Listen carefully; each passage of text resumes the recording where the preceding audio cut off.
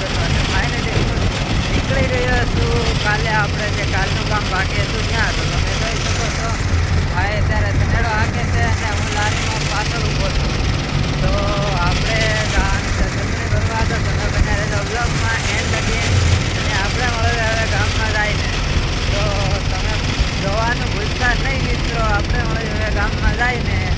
તો finally guys ભાઈએ તો 180ની સ્પીડમાં સનેડો હાંકી દીધો, એટલે તમને તો ખબર જ છે કે 180ની સ્પીડમાં જાય એટલે સનેડો તો એટલો ભાગે કે ડાયરેક્ટ આપણે ગામમાં એન્ટ્રી થવામાં થોડીક જ વાર હતી. એટલે તમને ખબર જ છે કે 180ની સ્પીડમાં ભાગે એટલે અમારી તો ગામમાં એન્ટ્રી થઈ ગઈ. અને પછી તો શું આપણે ડાયરેક્ટ જ ભેગા થઈ ગયા ટીનુભાઈ, અને તમને ખબર છે કે ટ્રેક્ટર લઈને જતા હતા લોટા વિસ્ત્ર મારવા માટે, તમે જોઈ શકો છો.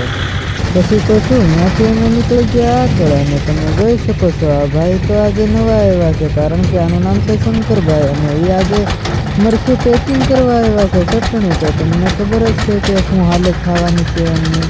અને પછી તો શું ભાઈ તો ફોર્મમાં આવી ગયા એટલે સનેડાને સ્પીડ વધારી નાખી. 180 હતી પણ 190 કરી નાખી. એટલે તમને ખબર છે અમે પહોંચી ગયા હતા ડાયરેક્ટ જ ઘરે. અને તમને ખબર છે કે અમે તો કરી નાખ્યું તો શરૂ મરચું ડાયરેક્ટ જ થેલીમાં ભરવાનું. અને પછી તો તમને ખબર છે કે મશીન કોણ ચલાવે છે?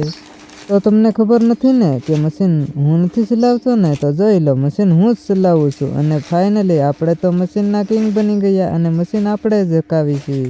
અને પછી હબ દઈને હબ મરચું તો આપણે પેકિંગ કરવા જ માંડ્યા. અને પછી તો શું ડાયરેક્ટ મેં તો કરી નાખી લગભગ 400થી 450 ઠેલી ડાયરેક્ટ પેકિંગ. અને પછી તમને તો ખબર જ છે ડાયરેક્ટ પાવડા લઈને મંડાણા અને બધા જ આપણે મરશું તો એકદમ ભેગું જ કરી નાખવું છે અને સુરત મોકલવું છે. એટલે અમે હબ દઈને હબ બધું પેકિંગ કરી નાખ્યું અને કમ્પ્લીટ કરી નાખ્યું, પાવડા ટગારા બધું લઈને. અને તમને તો ખબર જ છે એટલે પછી અમે ડાયરેક્ટ જ પેકિંગ કરી અને સનેડામાં ભરી નાખ્યું અને સનેડો લઈને અમે તો નીકળી ગયા. અને પછી તો તમને ખબર છે નીકળે એટલે તો આપણે પેકિંગ કરવાનું પૂરું થઈ ગયું હોય ફાઇનલી. અને તમને એમાં શું ખબર પડી કે અમે ડાયરેક્ટ સુરત મોકલવાના છીએ. એટલે તમે જોઈ શકો છો આપણે થોડીક જ વારમાં ગાડી પણ આવી ગઈ છે અને ગાડીમાંથી અમે ડાયરેક્ટ સુરત ભેગું અને પૈસા પણ લઈ લેવાના છે. તો ફાઇનલી ગાઈસ અમે સુરતવાળી બસમાં